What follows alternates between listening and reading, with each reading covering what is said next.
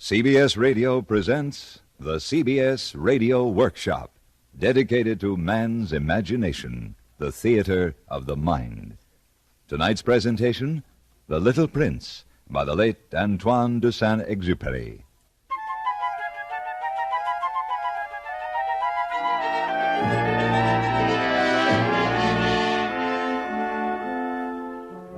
Years ago, I had an accident with my airplane in the desert of Sahara.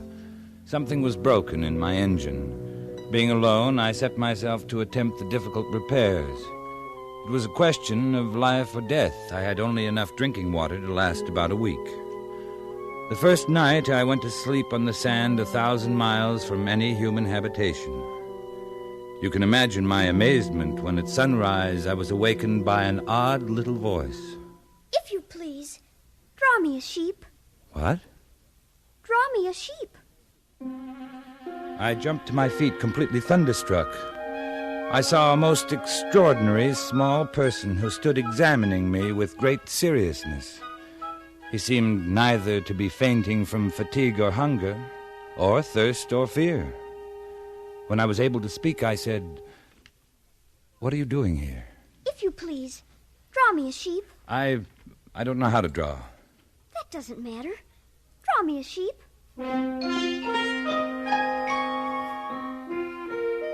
When I was only 6, I had drawn a picture of a boa constrictor, from the outside, digesting an elephant. The grown-ups couldn't understand it. They told me it looked like a hat. They advised me to lay aside my drawing and devote myself to geography, history, arithmetic, and grammar. I did because it's tiresome for children to be always and forever explaining things to them. Would you please draw me a sheep? The little fellow was so insistent, I took out my pen and some paper. Since I had never drawn a sheep, I drew for him my picture of the boa constrictor that looked like a hat. No. I do not want an elephant inside a boa constrictor.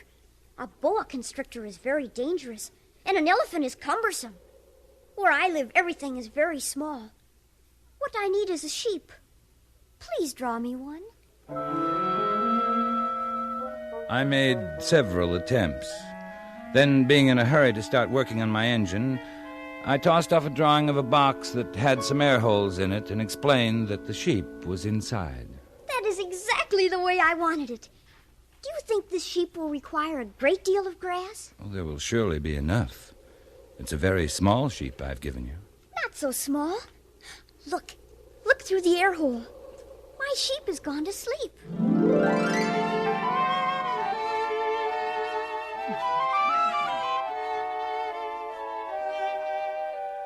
It took me a long time to learn where he came from.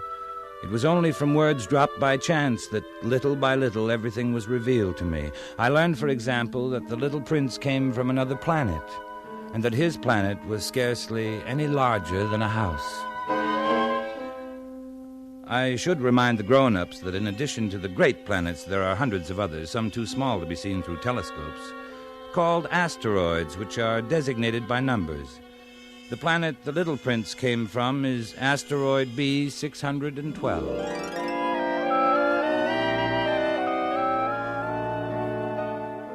As each day passed, I would learn more about the little prince's planet. On the third day, I heard about the catastrophe of the baobabs. Isn't it true that sheep eat little bushes? Yes, that's true. Then it follows they also eat baobabs. Baobabs? But it would take a herd of elephants to eat anything as gigantic as a baobab. Before they grow so big, don't baobabs start out by being little? Entirely correct. But why do you want the sheep to eat the little baobabs? I knew a planet inhabited by a lazy man. He neglected 3 little bushes. What happened? Catastrophe. The baobabs spread over the entire planet, bored clear through it with their roots, split it in pieces. So you must be careful. It is a question of discipline. I must attend to my planet each morning, as I do myself. It's tedious. I need the sheep.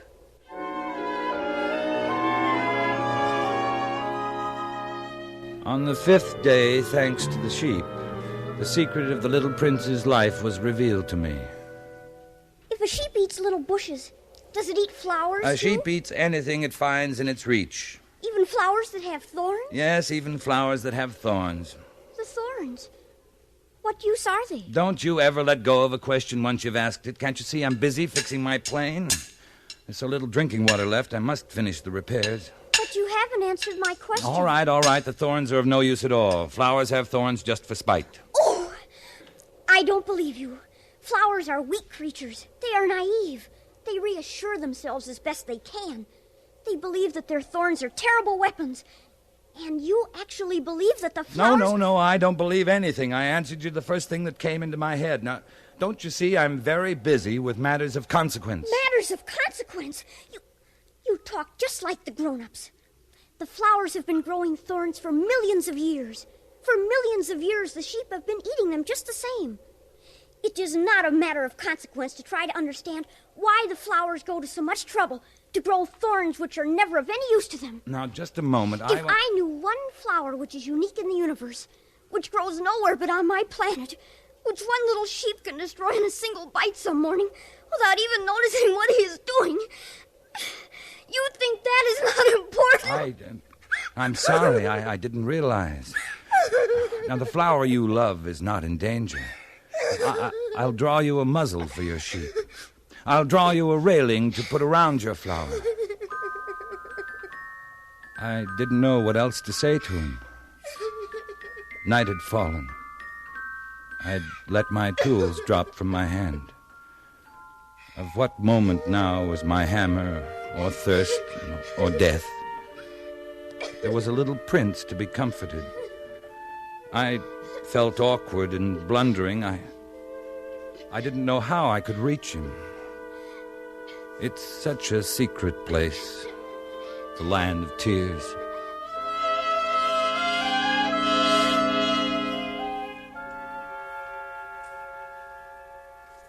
So that's why you left your tiny home on asteroid B612. It was love. Love for a flower unique in all the universe. At first I was captivated by her beauty. Very quickly she began to torment me with her vanity, and soon I came to doubt her. Was she the only flower on your planet? Oh, no. But the others are very simple. They take up no room, cause not one bit of trouble. Your flower was different. Very. She came from a seed blown to my planet from who knows where. From the moment she first showed herself, she became demanding. She commanded all of my time. Even that time I had always devoted to the baobabs in my volcanoes. Volcanoes? I have 2 active volcanoes. Very convenient for heating my breakfast. I carefully clean them out every morning. If they are well cleaned out, volcanoes burn slowly and steadily, without eruptions. I see. I also have one volcano that is extinct. I clean it out, too. One never knows. No, one never knows. You were telling me about your flower. I ought never to have run away from her. I ought to have judged her by deeds and not by words. I ought to have guessed that behind her poor little stratagems lay real affection for me. But I was too young to know how to love her. The fact is that I did not know how to understand anything.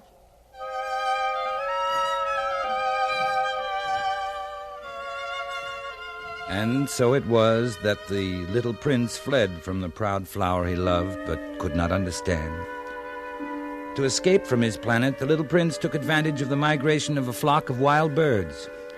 He found himself in the neighborhood of asteroids number 325, 326, 27, 28, and 329. He began to visit them in order to add to his knowledge. The first asteroid was inhabited by a king clad in a royal purple and ermine who was seated upon a magic throne. The king was elated when he saw the little prince coming. Ah, a subject. Approach so that I may see you better. The king felt consumingly proud of being at last king over somebody. The little prince looked everywhere for a place to sit down, but the entire planet was crammed and obstructed by the king's magnificent robe. So he remained standing. Since he was tired, he yawned. It is contrary to etiquette to yawn in the presence of a king. I forbid you to do so. I can't help it. I have come on a long journey and have had no sleep. Ah, then I order you to yawn. Come now, yawn again. That's an order. That frightens me. I cannot anymore. Well, then I order you sometimes to yawn and sometimes not to. Look here, I insist that my authority be respected. I tolerate no disobedience. I am an absolute monarch. However, I always make my orders reasonable. That is very wise. Oh, of course. If I offered a general to change himself into a seabird and he did not, it would be my fault, not his. May I sit down? Yeah, I order you to do so. Here, I shall move my robe. Sire, I beg that you will excuse my asking a question. I order you to ask me a question. Sire, you are alone here. This planet is tiny. Over what do you rule? Over everything. Over everything? You mean the other planets and all the stars? Oh, over all that. Oh, that's marvelous. You can see a sunset whenever you wish. Oh, sire, I should like to see a sunset. Do me that kindness. Order the sun to set. If I ordered a general to fly from one flower to another like a butterfly, or write a tragic drama, or change himself into a seabird, and if he did not, which of us would be wrong? You. Exactly. One must require from each one only the duty he can perform.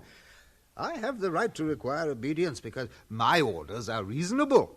But my sunset? You shall have it. I shall command it. When, sire? Well, I shall consult my almanac. Here we are. That will be this evening about 20 minutes to 8. And when I give the order, you see how well I'm obeyed. I see. Oh, I have nothing more to do here, so I shall set out on my way again. Oh, do not go. Do not go. I'll make you a minister. Minister of what? Minister of Justice. Yeah, that's it, Minister of Justice. But there is nobody here to judge. Well, then you shall judge yourself. It's far more difficult to judge oneself than to judge others. I can judge myself anywhere. I have good reason to believe that somewhere on my planet there is an old rat. You can judge this old rat, and from time to time you will condemn him to death. But you will have to pardon him on each occasion. He must be treated thriftily. He's the only one we have. I wouldn't like that. I think I will go on my way. Oh, no. I am ready to depart. If your Majesty wishes to be promptly obeyed, he should be able to give me a reasonable order. Very well. I order you to be gone by the end of 1 minute. The conditions seem favorable. And hear this. I make you my ambassador. The grown-ups are very strange.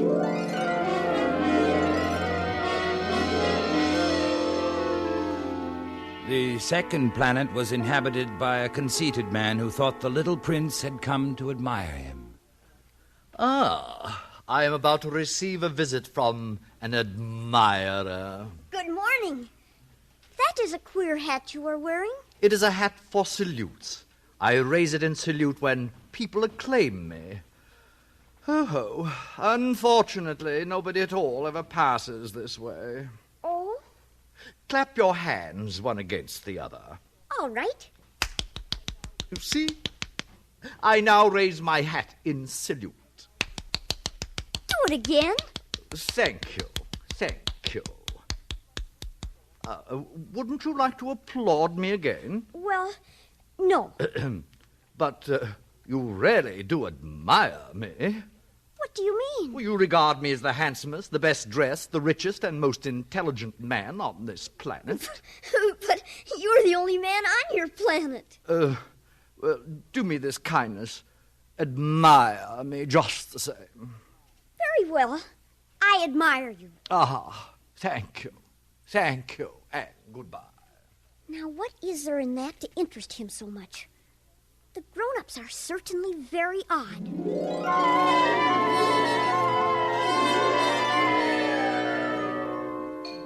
The third planet belonged to a businessman. This man was so much occupied that he did not even raise his head at the little prince's arrival. 3 and 2 make 5. 5 and Good 7. morning. 12. Good morning. 15 Your and cigarette 7 has gone make out. 22. I haven't had time to light it again. That makes 501,622,731. 500 million what? I can't stop. I've got too much to do. I'm concerned with matters of consequence. 500 million what? During the 54 years I've inhabited this planet, I've been disturbed only twice by inconsequential balderdash. This is the third time. I was saying 501 million... Millions of what? Those little objects one sometimes sees in the sky. Flies? No, little glittering objects. The ones that set lazy men to idle dreaming. You mean the stars. That's right. And what do you do with the stars? Nothing. I own them. But I have already seen a king who told me... Kings do not own, they reign over. It's very different. And it makes me very rich. What good does it do you to be rich? Well, it makes it possible for me to buy more stars, if any are discovered. How is it possible for one to own the stars? To whom do they belong?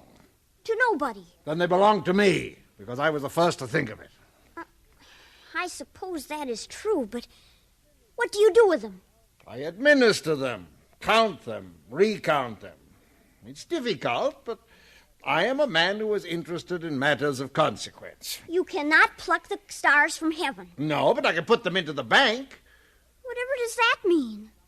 I write the number of my stars on a paper. I put the paper into a drawer and lock it with a key. Is that all? It is enough. That is rather poetic, but of no great consequence. Your ideas about matters of consequence are quite different from those of grown-ups. Quite. I myself own a flower, which I water every day. I own 3 volcanoes, which I clean out every day. It is of some use to my volcanoes and my flowers that I own them. You are of no use to the stars. Balderdash! Now, let's see, where was I? 342, 77 plus 89... The grown-ups are altogether extraordinary.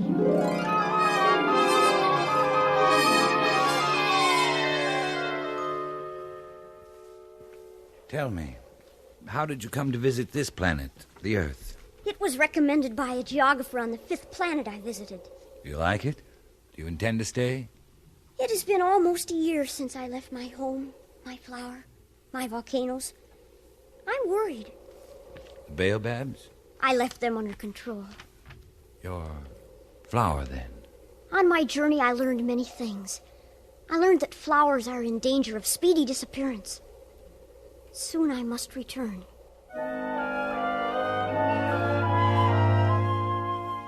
It had been 8 days since my accident in the desert. The last drop of my water supply was gone. The little prince seemed not to guess the danger. A little sunshine was all he seemed to need. He was recounting some of his experiences after coming to our planet. I met a friend. He was a fox. My dear little man, this is no longer a matter that could have anything to do with a fox. Why not? I am about to die of thirst. I'll tell you about it as we go, then. Come, let us look for a well. It's absurd to look for a well at random in the immensity of the desert. When arrived on the earth, I was surprised not to see any people. It was explained to me that I had landed on the desert. Your friend the fox told you this? No, it was a little gold-colored snake. A funny little animal. No thicker than a finger. A little yellow snake, but they're deadly. Not deadly, but more powerful than the finger of a king. He could have struck you fatally. He told me he could help me someday. If I grew too homesick for my planet. He told me all I need do is come back to the place where I descended. He would meet me there. Are you so homesick, then? It is very close to the anniversary of my arrival. At that time, my planet will be right overhead. I shall be unhappy if you go. That is what the fox said. It was his fault. He wanted me to tame him. Tame him? It was when I wandered into a garden filled with flowers. There were thousands of them, precisely alike. They called themselves roses. I was broken-hearted. Because of the roses? They were all exactly like my flower. A flower I thought to be unique in all the universe. Oh. The fox made me understand, to have hope again. He wanted me to tame him because it would establish ties and make him different from all the other foxes. I'm beginning to understand. I looked again at the roses. They were beautiful, but one would not die for them. My rose is more important than all the others because it is she that I have watered. It is she I have put under a glass globe, sheltered from the wind behind a screen. Listened to when she grumbled or boasted. She is my rose. And your friend the fox? When I met him, he was as yet nothing. Just a fox like thousands of other foxes. But I have made him my friend. And now he is unique in all the world. You have learned a secret. A simple secret. It's only with the heart that one can see rightly. What is essential is invisible to the eye.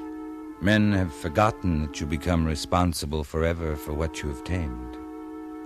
I am responsible for my rose.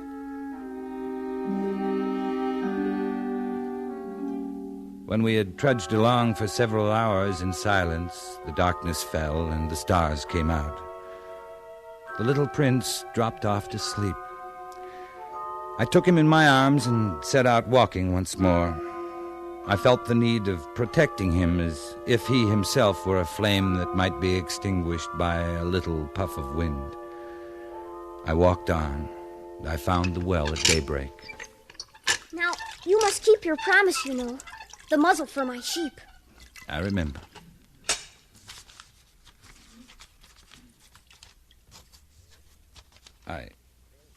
I'm afraid it's not very good.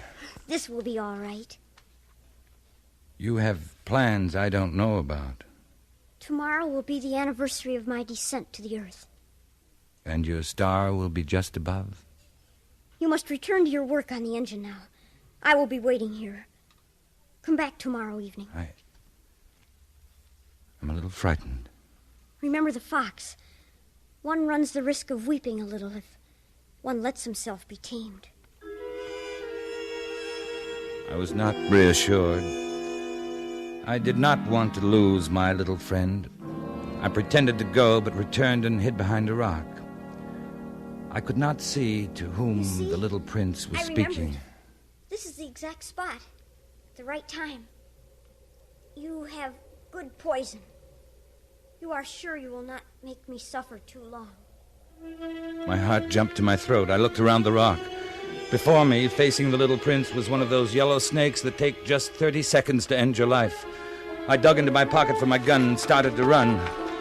The snake let himself flow across the sand like the dying spray of a fountain and disappeared among the stones. What does this mean? Why are you talking with snakes? You will find out what is wrong with your engine today, and you can go back home. I, too, am going home today. It is much farther, much more difficult. I want you to stay a while longer. I have your sheep and the sheep's box, and I have the muzzle. Little man, I want to hear you laugh again. Tell me it's only a bad dream, this affair of the snake, the meeting place, the star. At night you will look up at the stars. My star will be just one of the stars for you. You will love to watch all of the stars in the heavens. They will be your friends. I am making you a present. Little prince, dear little prince. I love to hear that laughter. That is my present. Just that. What are you trying to say? For most people, the stars are silent. You alone will have the stars as no one else has them. I don't understand. In one of the stars, I shall be living. In one of them, I shall be laughing. It will be as if all the stars were laughing when you look at the night sky. Only you will have the stars that can laugh. I, too, shall look at the stars. They will all be wells with a rusty pulley. You will have 500 million little bells, and I shall have 500 million springs of fresh water. Now, let me go by myself. You're afraid, little friend? I am responsible for my flower. She is so weak, so naive. She has 4 thorns of no use at all. Don't go. Please. Don't go. I seemed unable to move. The little prince hesitated, took one step. There was nothing there but a flash of yellow close to his ankle. He remained motionless for an instant. He did not cry out. He fell gently as a tree falls. There wasn't even any sound because of the sand.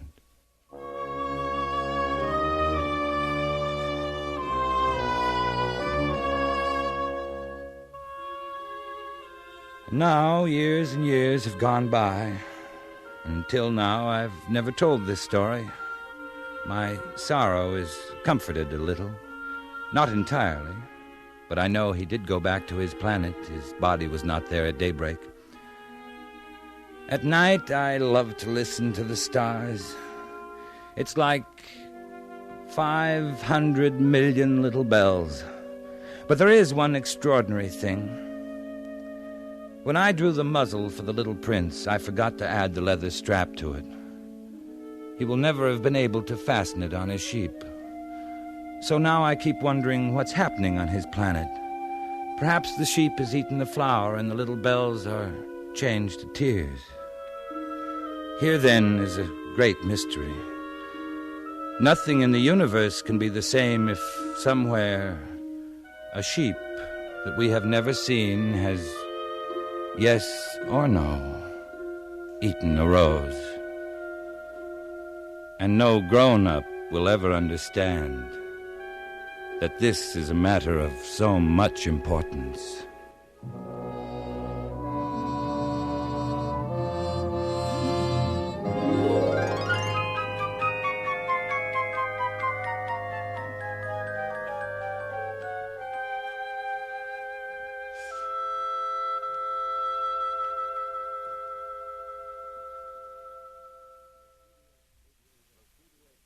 The CBS Radio Workshop has presented The Little Prince by Antoine de Saint-Exupéry, produced and directed by Anthony Ellis. The script was adapted for radio by Frank Tausig. Richard Beals was heard as the Little Prince, with Raymond Burr as our narrator. Featured in the cast were Ben Wright, Joseph Kearns, and Hans Conried. Music for tonight's workshop was composed by René Garrigank and conducted by Wilbur Hatch.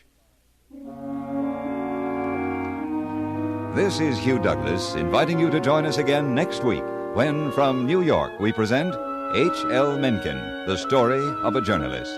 That's next week on the CBS Radio Workshop.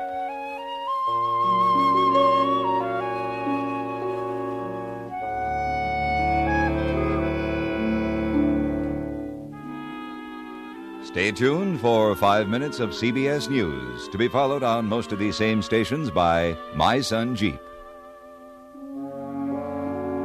America listens most to the CBS Radio Network.